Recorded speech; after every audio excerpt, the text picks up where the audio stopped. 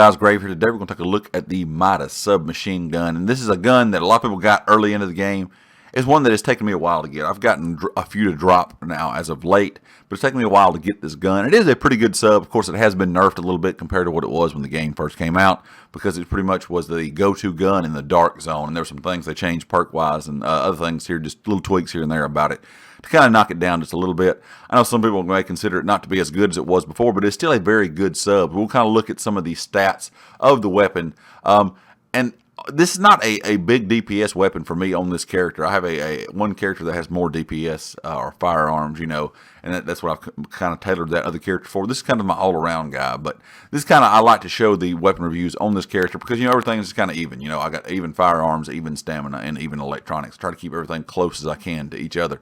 So it's kind of, if you're running that same kind of setup, or you don't really have one thing higher than the other, you know, by a large margin, you can kind of see the comparison.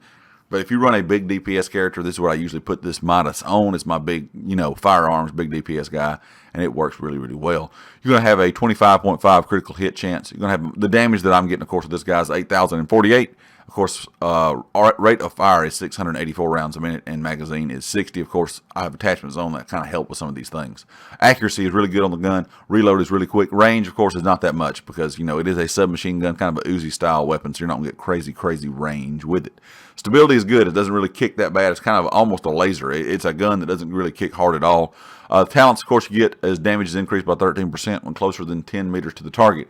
If you do have this weapon, I would definitely recommend you want that talent unlocked. It doesn't take a whole lot of firearm or a whole lot of stamina, but it's a fair little decent bit of firearms at 2362.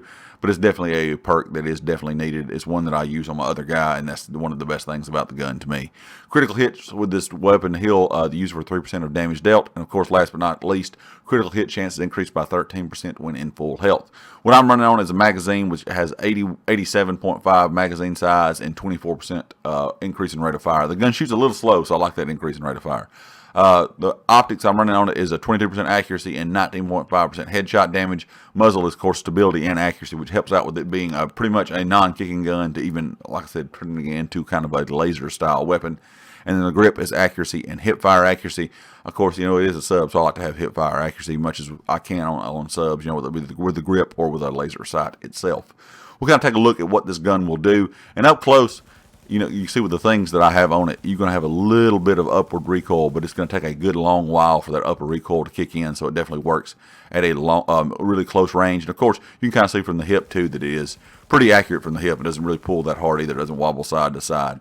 If I go full auto back here on this medium range target, which is a little more than 10 meters, you can kind of see that if I let it go, it's going to get that upward recoil is going to kick in a little quicker, but you can just kind of burst the weapon and get some good crit hits, good headshots, good chest shots, you know, whatever. It's not going to really get away from you if you just burst the weapon, but it's not one you want to hold down at medium range and just kind of spray and pray with. And, of course, long ranges, you're going to get a fair bit of recoil, but it's still, you can hold it down for a few good bullets before it'll start running up. But it is good at a longer range like this if you have to use it. But I would recommend it, you know, 10 meters or closer, like it says. You know, that's where it's going to do the most damage, and that's where it's going to do its best. It's kind of those, if you're playing challenge mode or you're in the dark zone or anything runs right up on you, it's a weapon you can pull out and just pretty much spray and pray with and empty some bullets in to the enemy. Of course, if you do have a magazine that does increase that fire rate, it does help out a lot to me. It kind of makes the, you know, your damage you're putting out happen a little quicker.